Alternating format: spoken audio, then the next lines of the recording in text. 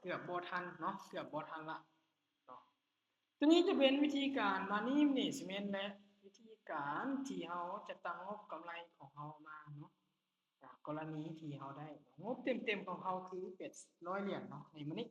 เรามาเบิ่งวิธีการคือเด็กเตอร์มื้อนี้จะใส่เป็นบริเวณในการเข้ามาสวยอยู่พอตลาดเนาะเดี๋ยวเอามาลุ้นเบิ่งกันว่าเรื่องนี้มันจะสามารถพลิกเขียวเราได้หรือบ่ถือว่าค่อนข้างจะโอเคอยู่เนาะโอเคเนาะถือว่าบินออเดอร์แรกสำหรับออเดอร์แรกของเรานะตัวนี้เนาะอ่า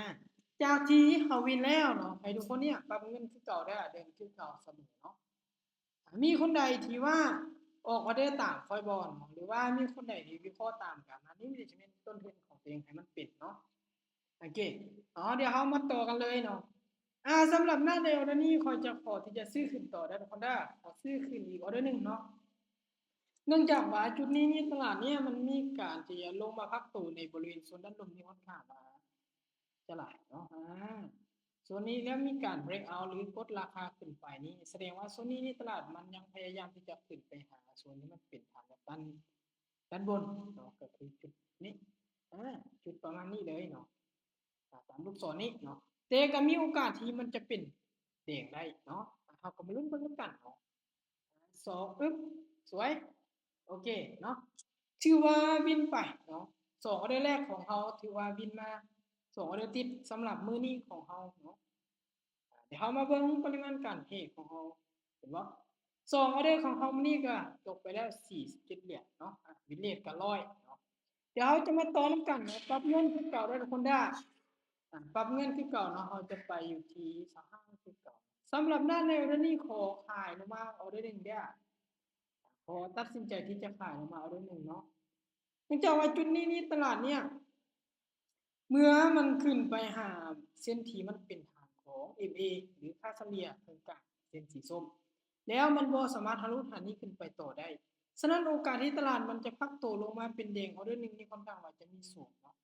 คอยเลือกที่จะตัดขายลงมาเบิ่งเนาะถ้าว่ามันยังขึ้นไปมันจะขึ้นไปหาปลายไส้หรือปลายลูกศรที่ค่อยชี้ไว้นี่บนนี้เนาะตัวนี้จะเป็นจุด1เนาะโอเคเนาะถือว่าสร้างบ่ได้ติดละสำหรับมื้อนี้เนาะท่านใดที่เข้ามาท่านถือว่าน่าจะมีกำไรเนาะณปัจจุบันถือว่าพอร์ตของเราโตขึ้นมาอยู่ที่71เหรียญจากงบ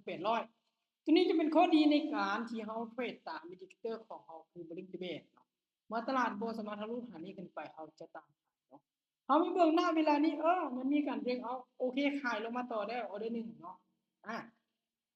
เขาจะขายลงมาต่อเดือนหนึ่งเพราะว่าในโซนนี้เนี่ยให้ทุกคนสังเกตจากเมื่อที่ตลาดเนี่ยมันมีการกลับตัวในบริเวณโซนนี้เห็นจากจุดที่ค่อยหมายได้สังเกตจุดที่ค่อยหมายแล้วอีกโซนหนึ่งมันเป็นโซนนี้เห็นบ่โซนนี้จะเป็นแนวรับและโซนนี้จะเป็นค่าเฉลี่ยที่ตลาดระหว่างแนวรับกับแนวตั้งเมื่อมันขึ้นไปใกล้โซนนี้บ่ได้แสดงว่าโซนนี้มันจะลงมาหาโซนนี้มันจะลงมาหาโซนด้านลุ่มของมันตัวนี้จะเป็นการที่เฮาจะเบิ่งเนาะเบิ่งจุดที่เฮาจะเทรดเห็นบ่ถือว่ามื้อนี้นี่เฮาได้กำไรตามเป้าแล้วเด้เนาะ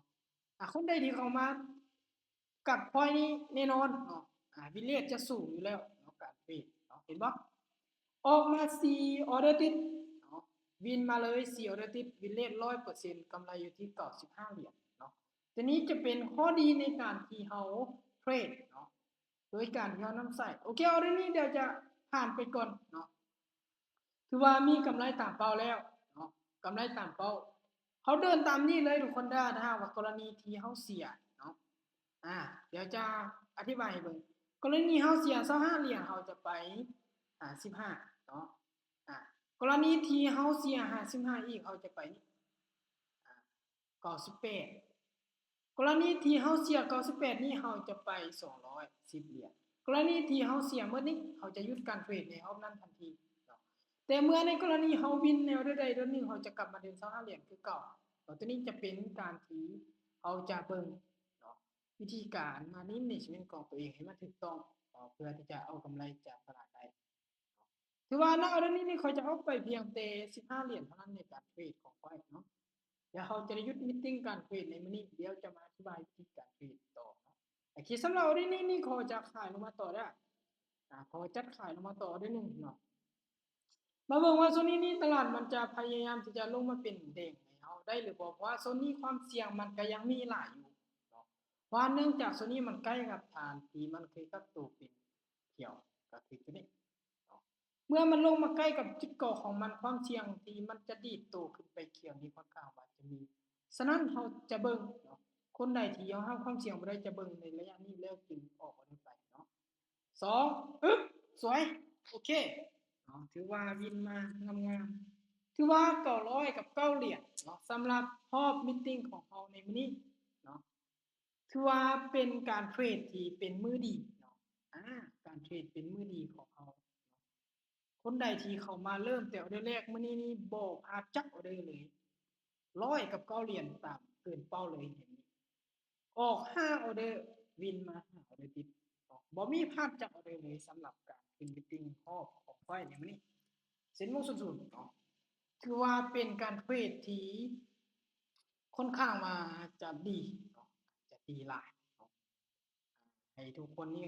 เบิ่งวิธีการวิเคราะห์ตลาดของค่อยว่ามันมีแบบใดเนาะคือเทรดกับของ Ethereum อย่างเดียวแบบที่ได้บอกไปในเบื้องต้นเนาะค่อยได้เข้ามาสังเกตตลาดสักพักเนาะสักระยะแล้วเนาะเห็นว่ากราฟของ Ethereum ค่อนข้างว่าจะเข้าได้ค่อนข้างง่ายสำหรับเทคนิคของค่อยเนาะ คอยเลือกที่จะพาทุกคนในเทรดในกราฟของ Ethereum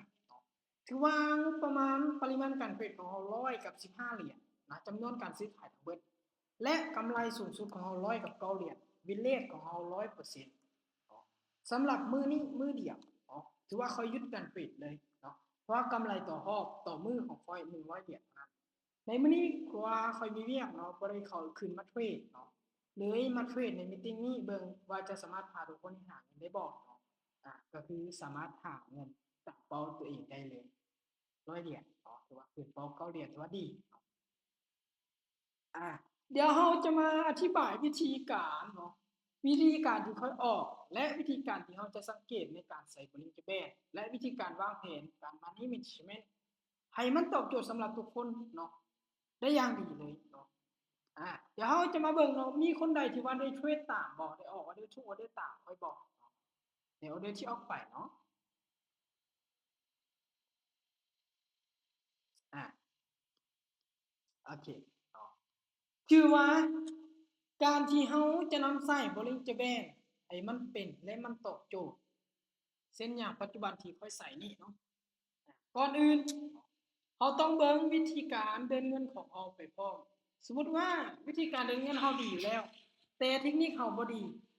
ก็คือเก่าเราบ่สามารถที่จะหาเงินจากตลาดได้คือเก่าแต่เมื่อการวางแผนของเราดีอยู่แล้วเนาะก็คือวิธีการวางแผนก็คือตัวนี้เลยการวางแผนของเราดีแบบนี้อยู่แล้ว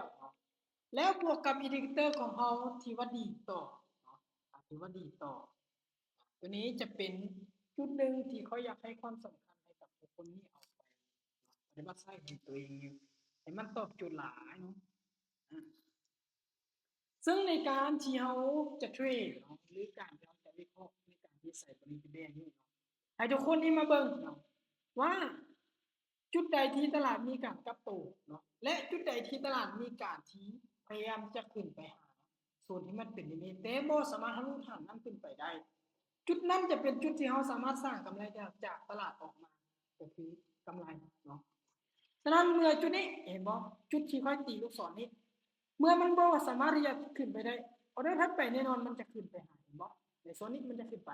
เนาะฉะนั้นเมื่อเราเห็นเส้น MA นี้ก็คือเส้นตรงกลางสีส้มนี้ตลาดถือแท่งเขียวมันบ่สามารถทะลุทางนี้ขึ้นไปได้ฉะนั้นเราจะออกฝั่งเซลล์ประมาณ152ออเดอร์แล้วเราจะหยุดพักตลาดเลยเนาะ แล้วจากนั้นเมื่อตลาดมันลงมาปิดคือจุดเก่าของมันจุดนี้มาปิดคือจุดเก่านี้แสดงว่าจุดนั้นเราสามารถที่จะออกกำไรหรือสามารถหากำไรเงินจากจุดนั้นได้ออกมาตัวนี้จะเป็นหัวข้อที่เขาอยากแนะนำให้กับทุกคนนี้ที่เข้ามามีตติ้งของไฟในมันนี่ปรับใช้ให้กับตัวเองให้มันตอบโจทย์ได้หลายที่สุดเนาะเพราะเป็นสิ่งที่ดีเนาะในการที่ทุกคนเนี่ย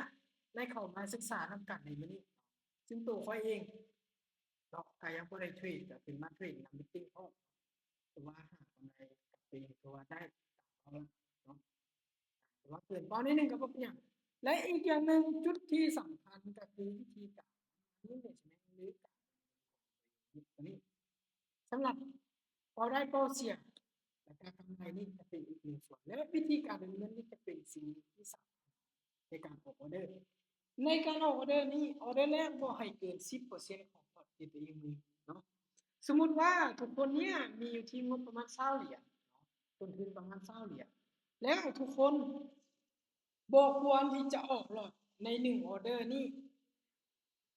20เหรียญ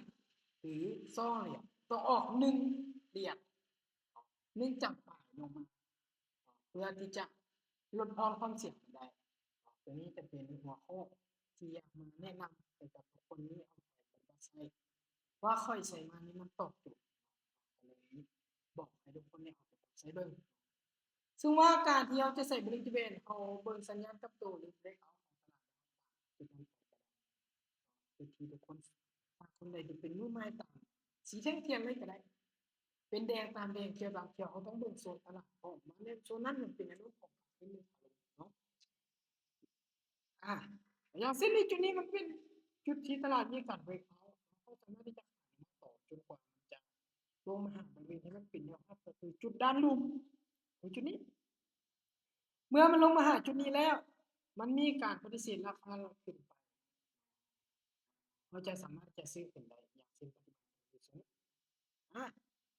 สองแท่งนี้จะเป็นจุดที่ตลาดมีการพักตัวในบริเวณที่เป็นแนวของเส้นแนวรับของบริเวณที่แบนตัวนี้จะเป็นหัวข้อที่อยากแนะนำให้ครูคนเนี้ยเอาไปปฏิบัติใช้ให้มันตอบโจทย์ซึ่งในการขึ้นมีตติ้งในการแชร์บทเรียนวันนี้ก็ใช้ระยะเวลาไปเพียง15วินาที15นาทีเนาะในการที่ทุกคนเนี่ยหาเงินแต่เอามาเน้นที่การสอนอธิบายคือว่ามันดีสำหรับทุกคนนี้ที่เข้ามาแต่เข้ามาว่ามีตติ้งกับค่อยเพราะว่าเอาจุดนี้ที่ให้ช่วยไปดีไปปฏิบัติใช้ให้มันตอบโจทย์ให้กับตัวเองและทุกคนได้อืมเพราะอากาศเริ่มหนาวแล้วเนาะก็สบายเลยโอเคมีคนใดที่มีคำถามตัวใดที่อยากถามบอกมีคนใส่ให้กับตัวเองให้มันตอบโจทย์ได้หลายที่สุดเนาะซึ่งตัวเขาเองนี่ก็เป็นคนหนึ่งที่ศึกษามาโดนเราต้องศึกษาเน้นที่การศึกษาให้มันตอบโจทย์ได้หลายในทุกคนได้บ่ควรที่จะเข้ามาสุ่มสี่สุ่มห้าในการเรียนเนาะเพราะว่ามันเป็นการหาเสียงเงินเนาะเขามั่วเขาจะได้สิ่งที่มั่วครับหรือเสียลงถ้าเขาเข้ามาด้วยการศึกษาลงลึกก็คือเขาจะได้กำไรกลับไปเป็นวิธีการแนะนำเนาะก็คือจะมีแต่ประมาณนี้ถ้าว่ามีคนใดที่จะถามเนาะจะได้ลงไปที่กันได้ทุกคนได้